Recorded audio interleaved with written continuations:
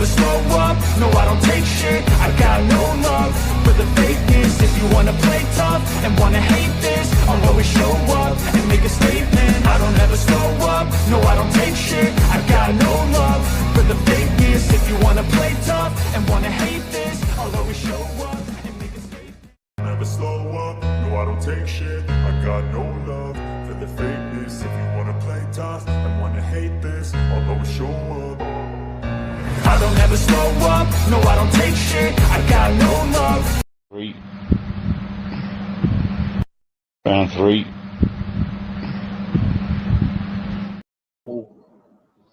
Right, I'm video recording whilst I'm driving doing this live.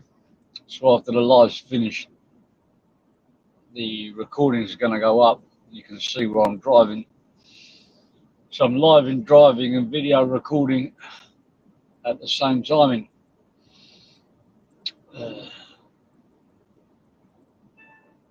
So what shall we talk about? I'd like to talk about films.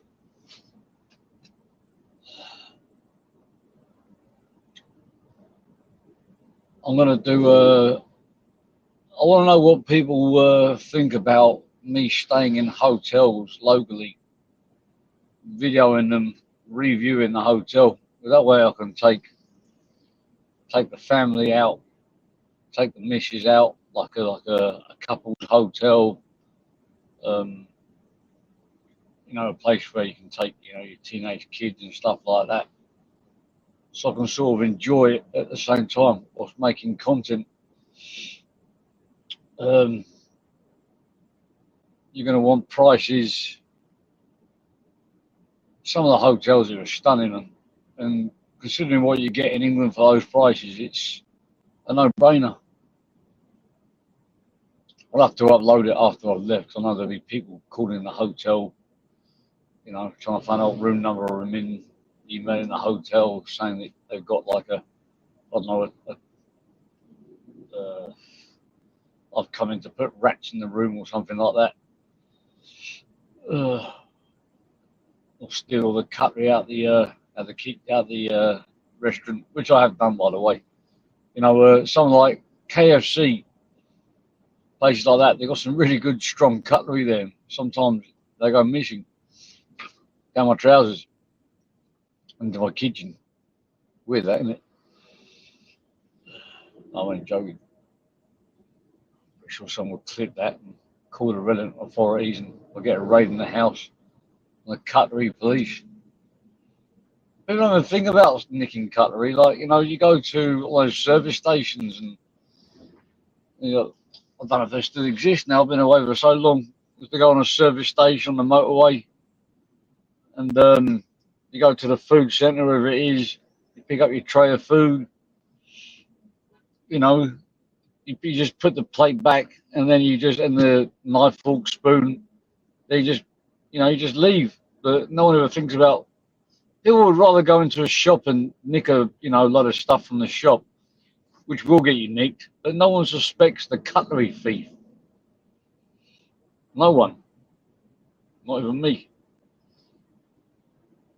You can nick enough of it, you can go to a car boot sale and, you know, whack it off. I went to a car boot sale once. It was in a hospital. It was a weird plate thing, and I bought some bullets.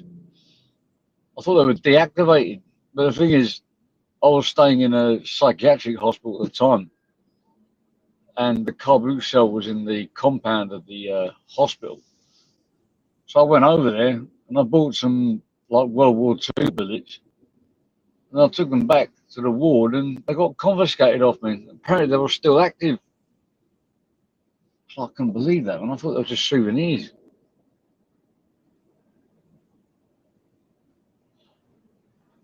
One thing you can do with the if you fire enough bullets in a gun range, you keep the shells. The reason why the shells are mostly made out of copper, like, so you can, you know, you get a few kilos of them, you can sell them for a few bob.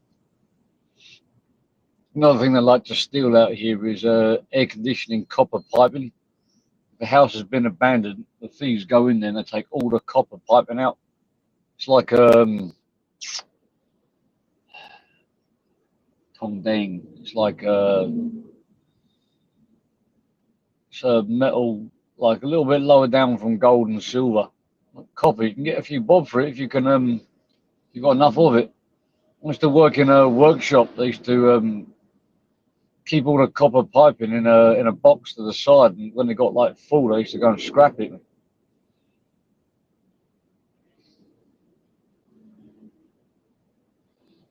So anyone ever been to any car boot sales and bought some mad stuff?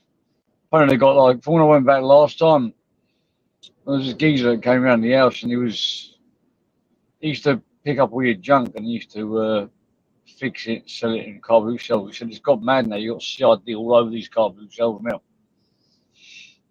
Looking for, you know, snide stereos and stuff like that. I don't know if people use car stereo anymore. Now smartphone has taken over the car stereo.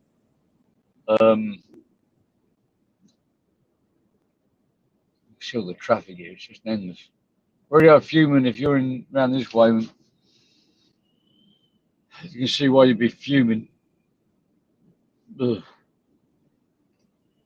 Since the lockdown, there's been loads of laundries coming up, like the coin-operated ones. I'm not letting you go. Sorry, you mint. I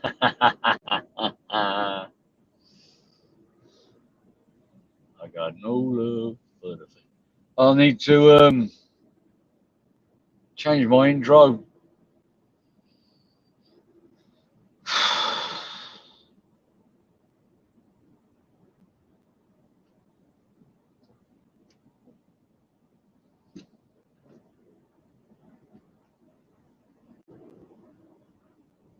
Yeah, on video, I'm recording this on my camera as I'm driving. Can't bother to do lives and videos.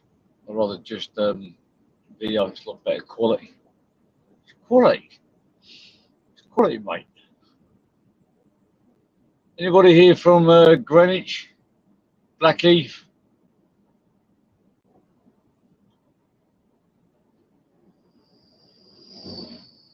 I'll tell you what, man, if you want to look at legalising weed in England for a social experiment, just if you want to use Thailand as a social experiment as to whether it would be a good thing or not, I reckon it'll be very good for England.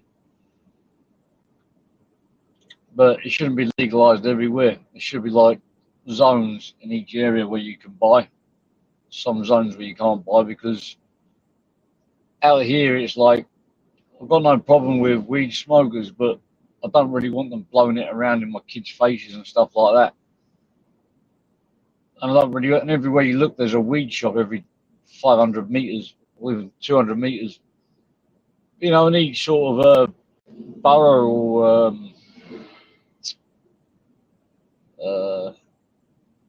county, well, not county, each borough they should have at least one place like a road, an area mapped out where you can buy weed and smoke it in the shop, where you got to carry it home and smoke it in your home. The problem is that a lot more people will be getting done for driving whilst unfit, because it stays in your system longer.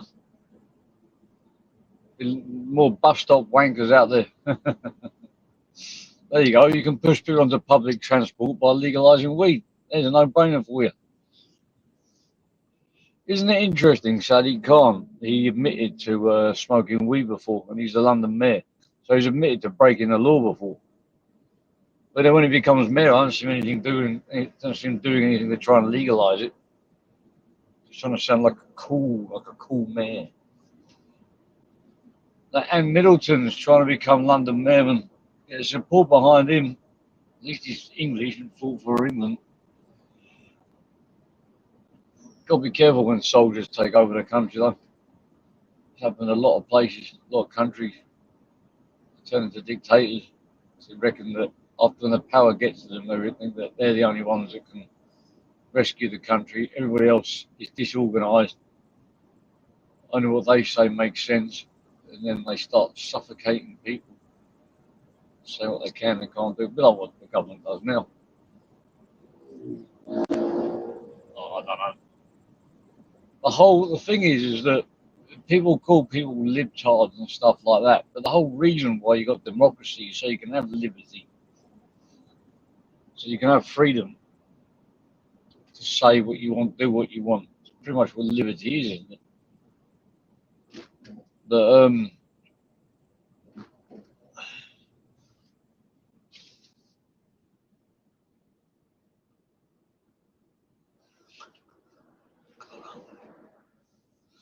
The far right basically used to be the far right, which was what a lot of us have been labelled now. Is people associate that with dictatorship, from 1939. For real, the right, there is no far right. From what I've seen, it's just right. I'll tell you what, when people get labelled far right, they need to see someone that's far right. And believe me, they probably wouldn't even dare call it to their face, because the far right are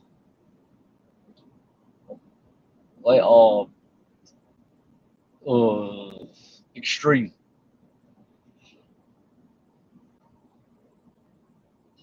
God, geez, I grew up in like a sort of very far right area, very far right. Even the BNP used to win seats where I used to grow up. They weren't shy about, flying the British National Party flag and in the centre and giving out flyers. I used to take those flyers. I used to vote BNP. Believe it or not, I used to vote BNP. And I don't care. I don't care what anybody says. British National Party. That was what I voted for when I used to vote back in the day. I would still vote for them now if there was no one else around. Reason being is British, 1. 2, national. I'm a nationalist. 3, it's a party. I don't care if they're skinheads, but I reckon they do a much better job than what's going on now. Even Nick Griffin, I don't even think he was much of a racist, in my opinion. He was up for it. He didn't like illegal migrants and stuff like that. He wanted to deport a lot of them, but I think that's what should have happened a long time ago. I wouldn't be in this mess.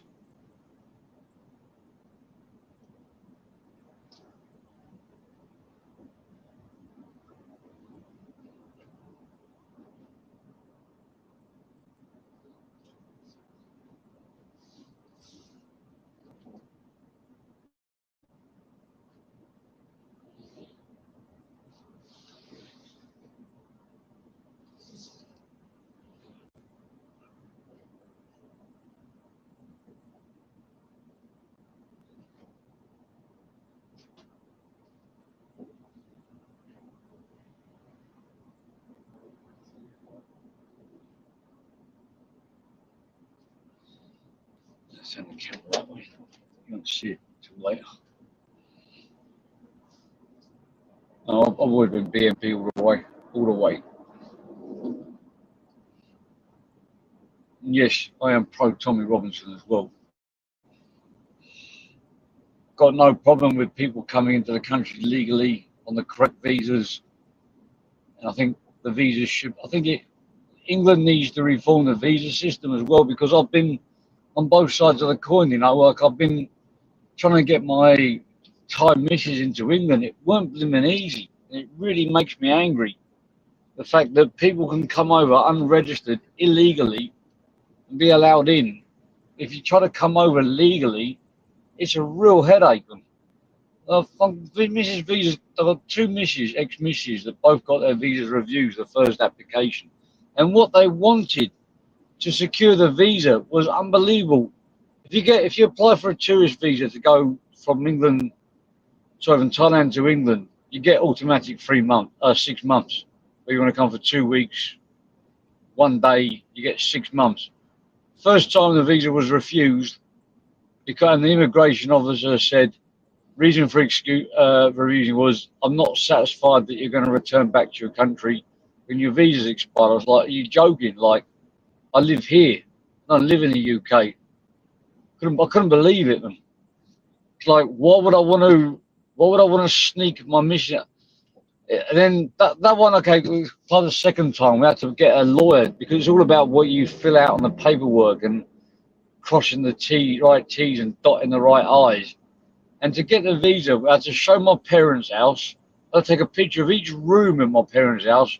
We also had to get the title deeds for the house, which I haven't even seen in God knows how long. He had to give all his bank statements over to show that he could support me and support my missus whilst we came over and stayed in that house. Oh mate, the red tape was unbelievable. And then the second time I got refused was when I had a child. I want to come back for my brother's wedding. There's a nice bit of beach coming up here. I know. Just for when I put the upload a video, love restriction beach. Why would I want to come back to England when I got all this at my tips? Unless I was visiting someone or whatever. That one got refused as well. And, we got a child together. Even though I showed that I got my brother's wedding coming up. And I applied again, second time. Had to pay extra. Had to hire an immigration specialist lawyer. It cost money on legal fees just to get the blimmin' visa. And this is the other thing, they charge you as well. They charge you a fee of like over 100 quid. Even if you don't get refused, they still keep that money as well. It's absolutely unbelievable. You could call it borderline corruption because you got to pay for the application. Basically, you're paying for the immigration officer to go through your application. This person running, what are they doing? Where are you going? You all right, mate? I never see people running with their motorbike helmets on with a pair of sandals. They didn't even answer me. He wants to go and meet these people. He's on his. Oh fuck! He's on his way. Oh, no bit of time. Maybe he's had a row with the missus. Maybe she's booting him off a motorbike. You be able to see all this stuff which I'm looking at. Oh wow, look at that. Good night. You can see it.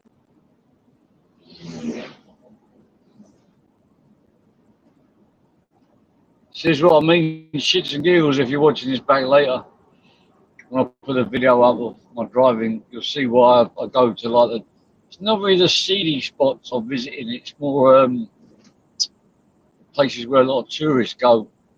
Otherwise, you just see this main road. There's not really much to look at, really, apart from a road. I'll do once one one-way system here before I go clock off. See the beach on the way. You don't know what I'm doing. Doing this at the same time. Yeah, to show what car I got. Yeah. There you go. That makes clears things up. 17 minutes. No, 18 minutes. I started it. Got to get a new intro. Intro was stolen from another channel, Sparky's channel, which was stolen from Nathan. Stole it from Sparky's channel, and I've stolen it from Nathan. But I had to modify it a bit. I did it to wind Nathan up because he was trying to do it to wind Sparky up. But now that's done and dusted. Moving on, made my point to get a new intro. I do like it though. Snakes, crocodiles, dangerous animals, tigers. Do you know that there's a cross between a lion and a tiger? It's called I don't know, I can't remember the name of it. It's like a lion, a liger or something. Someone was arrested in Thailand for keeping one in their condo, in their apartment, just wandering around. It's a cross between a lion. I didn't realise they could cross over. A cross between a lion and a tiger. And it's they found one in an apartment in Bangkok. It's just wandering around. People just absolutely. I'll tell you what, the stories out here They're just mad. They're just mental. Absolutely mental. The beach right to the side of me. That was another thing on the Twin Lotus, on the White Lotus. They kept talking about the tsunami, and it was really annoying me because there is no tsunami on Koh Samui. It's on the it's so smooth. Koh Samui's in the Gulf of Thailand.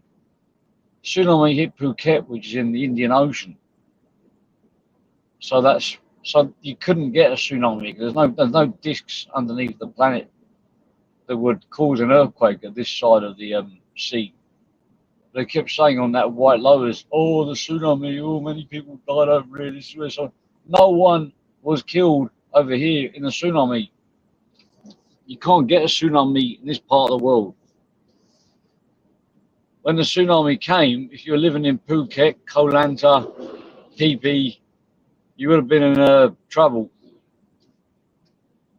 Right, this way. And this will show you some beach. Life's a beach, and then you duck it.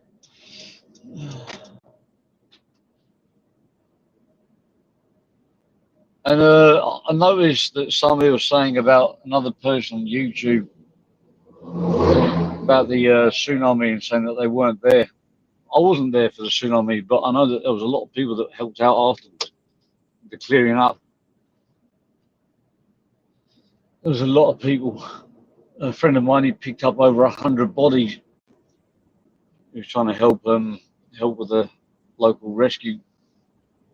I wasn't into all that stuff at the time, but I picked up over 100 bodies in my time. I think the thing that really got to people was picking up dead children. That is what messed with people's heads. Anything that involves children when you're working in those kind of jobs. I've worked, worked around a lot of death, injury, and shit like that. And the only ones that really stick in my head is the children. Of course, there was a friend of mine up in Chiang Mai, and they went to a kid's birthday. All the parents were out, drinking and not looking at their kids and all playing in the pool. And one of the kids had been drowned, died. Just can't imagine that. Like, oh. I saw a clip from Spunkfish talking about smacking his kids. I don't know. It's a difficult one. Look, at the end of the day, you can smack children, like give them a little tap when they're too young to know right from wrong on their legs. For example, if they run towards a road, they don't know. You can't reason with them and tell them that the road's dangerous. They could get run over because they're too young to know different. But they can associate a smack with going near to the road. But once the kids get to a certain age, you can't hit them because they know. You can just tell them, don't go near the road, don't do this, don't do that. If you do that, I'm taking your iPad off her. If you're doing this, you're doing that. There is nothing to gain out of hitting children. People think they can bring their kids up by smacking them.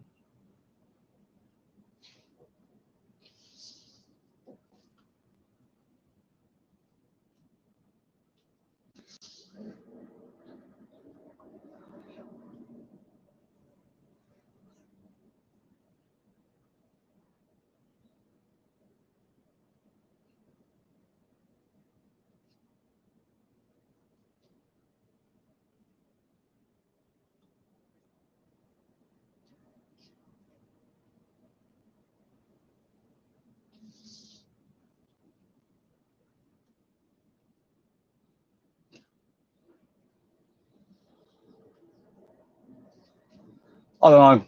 I mean,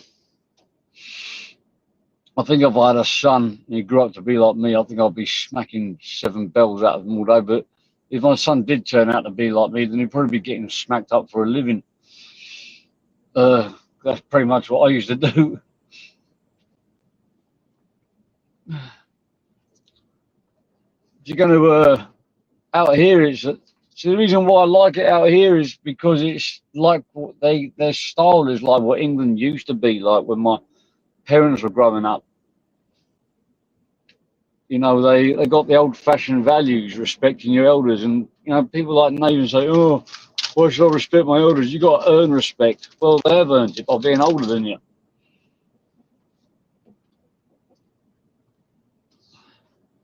You know what I mean? The reason why you respect your elders is because they got more life experience than you, man. They've been around for longer. They say older and wiser. It's like a hierarchy system. The problem is with England, no one knows their place. Women don't know their place. Men don't know their place. Kids don't know their place. Everything's disorganized. It's basically become like the strongest survive. The strongest person in your family is the woman, and she's a big butch woman, and she can smash 7 belts. She's then the boss till somebody else steps up.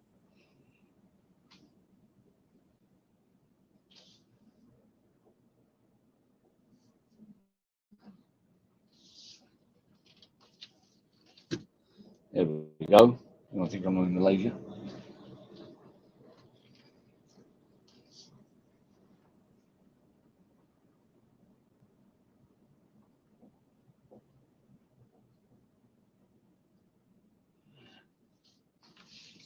There you go, shit. So there's some more different for you. 25 minutes in, towards the end.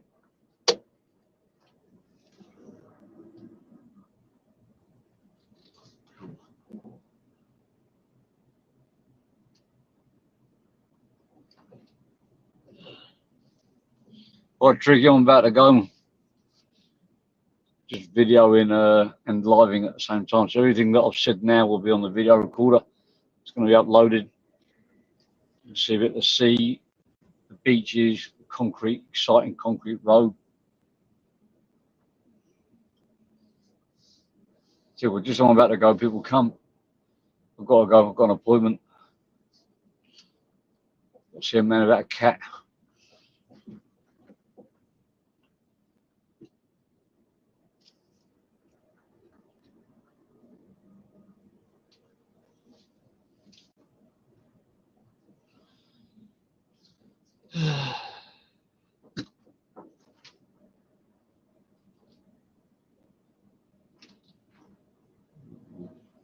I can drive down this pier.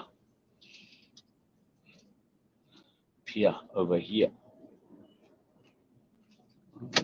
Maybe here. There we go. CCTV cams everywhere now.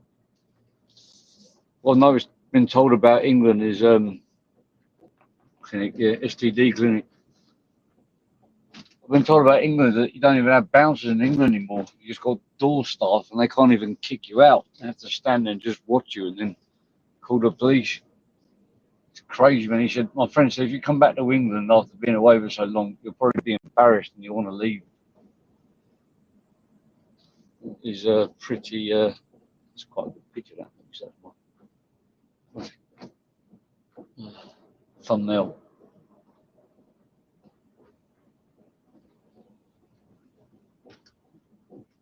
Yeah, I know. You're right. So lucky to catch him. If I was you, I'd buy a nice boat and go out to sea and catch fish. Just get away from all the madness. I'd love to have a boat. Anyway, I'm gonna leave on this one. Bon voyage.